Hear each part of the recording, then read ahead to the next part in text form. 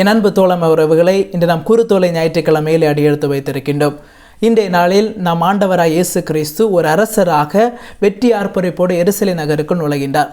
பிரியமானவர்களே, இயேசுவிற்கு அரசராவதற்கு 2 வாய்ப்புகள் வழங்கப்பட்டது. ஒன்று சாத்தானிடமிருந்து, இன்னொரு மக்களிடமிருந்து. அந்த வாய்ப்புகளை உதறி தள்ளிவிட்டார். அந்த வாய்ப்புகளை உதறி தள்ளிவிட்ட இயேசு ஏன் இன்று அரசராக வெற்றி ஆர்ப்பரிப்போடு எருசலேம் நகருக்கு நுழைகின்றார்? 2 கண்ணோட்டத்தோடு நாம் பார்க்க வேண்டும். முதலாவதாக மக்களுடைய கண்ணோட்டம். இந்த பவனியிலே நிறைய மக்கள் கலந்து கொள்கிறார்கள். எந்த காரணத்திற்காக மக்கள் இந்த பவனியிலே கலந்து கொள்கிறார் என்று பார்த்தோம் என்றால் 2 காரணங்கள். ஒன்று, இயேசு லாசரை உயிர்த்தெழ செய்தார். எனவே கடவுளாகிய ஆண்டவர் ஒரு இறைவாக்கினர் அனுப்பியிருக்கின்றார். இந்த இறைவாக்கினர் ரோமை அரசை முற்றிலுமாக அழித்துவிட்டு தங்களுக்கென்று ஒரு ஆட்சி அமைப்பார் என்ற ஒரு காரணத்திற்காக. இரண்டாவதாக ஒரு தேசிய உணர்வு, அதாவது ஒலிவமர கிளைகள், ஓசானா கீதம், இவை அனைத்து மக்களுடைய ஒரு தேசிய உணர்வை ஏற்படுத்தியது. இதன் மூலமாக அவர்கள் அனைவருக்குமே ஒரு புது வாழ்வு அமைய போகின்றது, விடுதலை கிடைக்கப் போகின்றது என்ற ஒரு காரணத்திற்காக இந்த பவனியிலே கலந்து கொள்கிறார்கள்.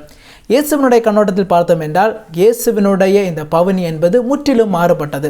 அதாவது இயேசுவினுடைய அரசத்துவம் என்பது மாளிகையில் வசிப்பது கிடையாது, அமைச்சர்களை கலந்து ஆலோசித்து முடிவுகளை எடுப்பது கிடையாது, படைவீரர்களை அனுப்பி பிறர் நாட்டை அபகரிப்பது கிடையாது. இயேசுவினுடைய இந்த பவனி என்பது உண்மைக்கும் அன்பிற்கும் சான்று பகர்கின்ற ஒரு பவனியாக அமைகின்றது.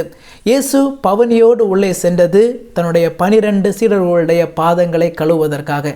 எந்த அரசனாவது தன்னுடைய பணியருடைய பாதங்களை கழுவாரா என்ற ஒரு கேள்வியை கேட்கின்ற ஒரு அரசோத்தமாக இருக்கின்றது.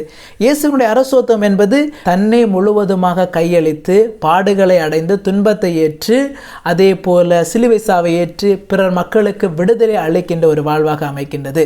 பிரியமானவர்களை, இன்றைய இந்த உலகத்தை எடுத்து பார்த்தோம் என்றால் போர் நடைபெற்று கொண்டிருக்கின்றது. ஒரு நாடு இன்னொரு நாட்டை அபகரிப்பதற்காக மக்களை அழித்து அங்கிருக்கின்ற அனைத்தையுமே சுரண்டி வாழ்வதற்காக வாழ்கின்றார்கள்.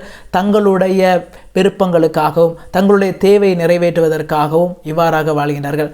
அவர்கள் மத்தியிலேயே இயேசு தன்னை முழுவதுமாக கையளித்து பிற மக்களுக்கு வாழ்வு கொடுக்கின்ற வாழ்வாக அமைகின்றது.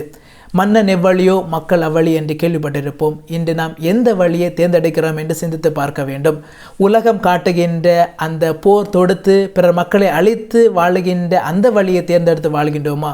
இயேசு காட்டுகின்ற வழி தன்னை முழுவதுமாக கையளித்து தன்னுடைய இறப்பினாலும் உயிர்ப்பினாலும் மக்களுக்கு வாழ்வு கொடுக்கின்ற அந்த வழியை நாம் தேர்ந்தெடுக்கின்றோமா? எனவே இந்த நாளிலும் தொடர்ந்து இந்த வரத்திற்காக சிந்தித்து மன்றாடுவோம். கடவுள் நம்மை நிறைவாக ஆசீர்வதிப்பாராக. ஆமென்.